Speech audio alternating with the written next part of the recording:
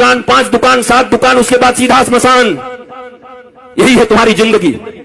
रोटी कपड़ा और मकान। 70 साल की जिंदगी में 1 से 5 दुकान किए और फिर 4 कंधों पर श्मशान चले गए। इसी के लिए पृथ्वी पर आए थे। सारी जिंदगी टेंशन, सारा जिंदगी दुख, सारा जिंदगी डिप्रेशन, सारा जिंदगी हाय हाय, सारी जिंदगी कर्ज, सारे जिंदगी रिश्तेदारों को मनाते रहे, एक दूसरे से नीचा देखने और दिखाने का काम चलता रहा। और उसके बाद एक दिन तुम्हारी मृत्यु आ गई। हमने सुना था कि मनुष्य का जीवन सबसे सार्थक होता है। दुर्लभो मानुषो देहि देहि नाम क्षणभंगुरः तत्रापि दुर्लभम मन्ये वैकुंठ प्रिय दर्शनम। ये दुनिया में सबसे ज्यादा का, सबसे अधिक, सबसे ज्यादा प्रभावशाली मानवीय जीवन है। क्या ये जीवन है? क्या इस जीवन के लिए मनुष्य को श्रेष्ठ बोला गया? ये कौन सी श्रेष्ठता है तुम्हारी? तुम चैन से सो नहीं सकते, तुम चैन से बैठ नहीं सकते, तुम पड़ोसियों का उत्थान नहीं देख सकते, तुम दुख को हैंडल नहीं कर सकते। राम जी के जैसा सत्ता चला जाए, उसके बाद भी जब माता कौशल्या पूछती है, राम तुमने सब काम कर लिया ना, सारी पूजाएं कर ली ना, कल मेरे बेटे का राज्याभिषेक होने वाला है, कल तो युवराज बनेगा। तो धीरे से राम जी कहते हैं, माँ मेरे पिताजी इतने छोटे थोड़ी हैं। बोला क्या हुआ? मेरे पिताजी ने निर्णय किया है कि छोटे से राज्य अयोध्या का मुझे युवराज नहीं बनाएंगे। पिता दीन मोहि कानन राजू, उन्होंने मुझे बन का राजा बना दिया है, मुझे बन का विराट राजा बना दिया है। ये राम है। रातों रात सत्ता छिन गई पर अपने पिता को कह रहे हैं, मेरे पिता ने मुझे बन का राजा बना दिया। मां अयोध्या छोटी है, मैं बड़ा हूं ना। तो कहा तू इतना छोटा राज्य संभालेगा, तू बन का राज संभाल।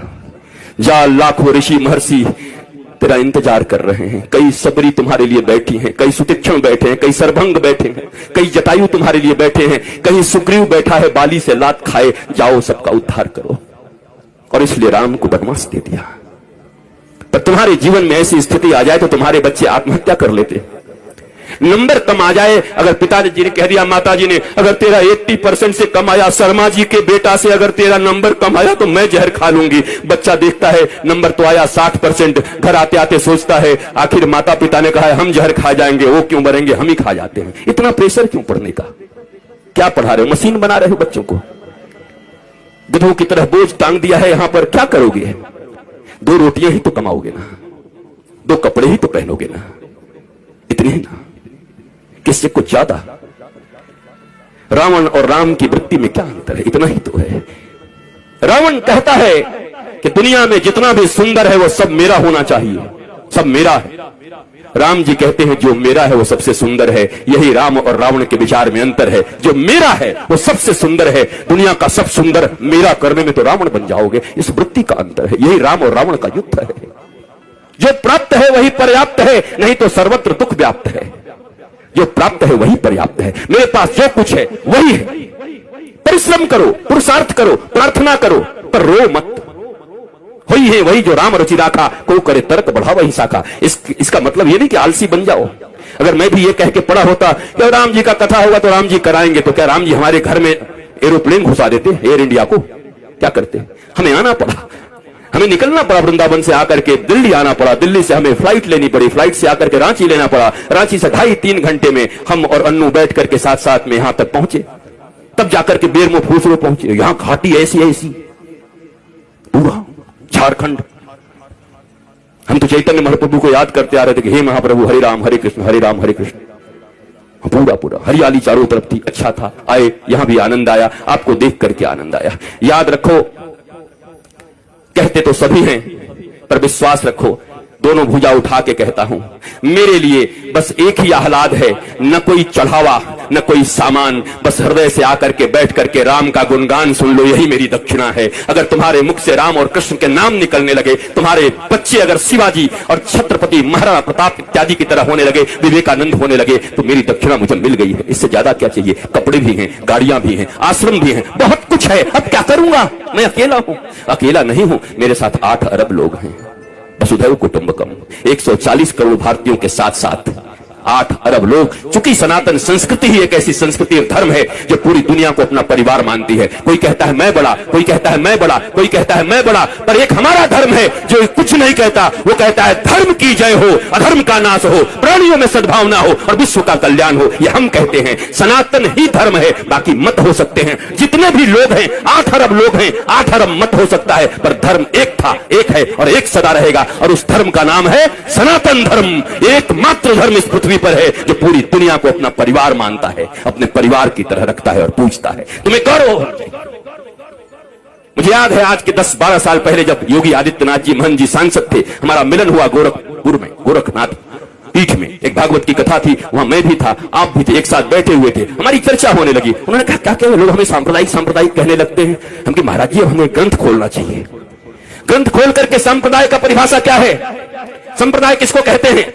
सम्यक प्रकार से हमारे पूर्वजों ने जो हमको प्रदान किया है, जो विचारधारा, जो अपनी विचारधारा, पवित्र विचारधारा हमारे पूर्वजों ने हमें प्रदान किया है, उसको कहते हैं सम्यक प्रकार से विचारों को प्रदान करने की प्रक्रिया को संप्रदाय कहते हैं। और अगर इसे संप्रदाय कहते हैं तो महाराज आज के बाद आप कह दीजिएगा टीवी चैनलों पर कि गर्व से कहो हम सांप्रदायिक हैं, हमारे पूर्वजों ने हमको जो विचार दिया है उसको लेकर के हम इस दुनिया में चल रहे हैं। लज्जा क्यों करते हो, शर्म क्यों करते हो। ये अनपढ़ लोग, ये गंवार लोग जिन्होंने मैकोले की शिक्षा विद्या पढ़ा करके तुम्हें पीछे की ओर ढकेल दिया, तुम सच्ची बात भी कहते हो तो कहने के लायक नहीं रह जाते हो। सांप्रदायिक कोई खराब शब्द नहीं है। संप्रदाय शब्द भारत का सबसे प्यारा शब्द है, सनातन संस्कृति का सबसे प्यारा शब्द है। पर तुमको संप्रदाय के लिए क्या पढ़ा दिया गया, तुष्टीकरण और संप्रदाय पढ़ा दिया गया तुमको। यहां तुष्टीकरण नहीं, यहां 140 करोड़ लोगों के संतुष्टीकरण की बात होती है। यहां 8 अरब विश्व के लोगों की संतुष्टीकरण की बात होती है। यह है सनातन धर्म। तुम्हें गौरव होना चाहिए अपने धर्म के ऊपर। पर तुम बैकडोर में रहते हो, पीछे रहते हो, क्योंकि तुम्हारे पास ज्ञान नहीं है, क्योंकि तुमने हिंदी नहीं पढ़ी। तुम इंग्लिश पढ़ रहे हो, ना हिंदी ना इंग्लिश, ये मिली जुली।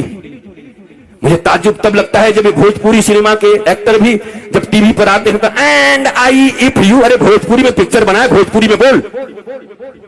ये हिंदी एक्टर जब आते हैं, सिनेमा बनाएंगे हिंदी, बनेंगे कूली, बनेंगे गांव के आदमी, पर जब आएंगे तो एंड आई एंड दिया एंड मेरी जान आंखें, अरे हिंदी बोल भाई। तुमको इन हिंदी वालों ने सुपरस्टार बनाया है। टेटे टेटे इंग्लिश बोलता है बैठ के। पर हमारे देश में अंग्रेजी बोलना मतलब एजुकेटेड होना, ज्ञानी होना। ये भारतीयों इस गुलामी से कब निकलोगे। इस दुनिया में सबसे रीच लैंग्वेज है तो संस्कृत है, और सबसे पुअर लैंग्वेज है तो इंग्लिश है। संस्कृत के पास 1,74,00,000 से ज्यादा वर्ड्स हैं। करोड़ कह दिया, अरब। इंग्लिश के पास कितने हैं, बेचारा हर साल 2-4-10 बढ़ाते रहता है। हमारी कितनी बढ़िया संस्कृति है, मौसी, चाची, मामी, वहां सब आंटी, पता ही नहीं कौन क्या।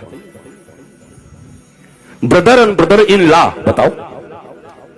Sister and sister in law, वो लॉ के अनुसार सिस्टर है और ये कैसी सिस्टर है, ये क्या है। This is language.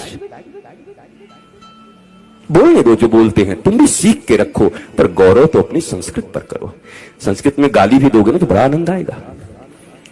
किसी को कह दो ना, हाँ आप तो ग्राम सिंह हैं, खुश हुआ। ग्राम सिंह, ग्राम सिंह का अर्थ कुत्ता होता है, कुकुर। किसी को कह दो आई आई आप तो ग्राम सिंह है, वो भी कहेगा। बाद में कोई कहे हमको ग्राम सिंह कहा, महाराज संस्कृत में कुकुर होता है। आए कुकुर बोल गया। हमारी गाली भी इतनी प्यारी है हमारी भाषा में।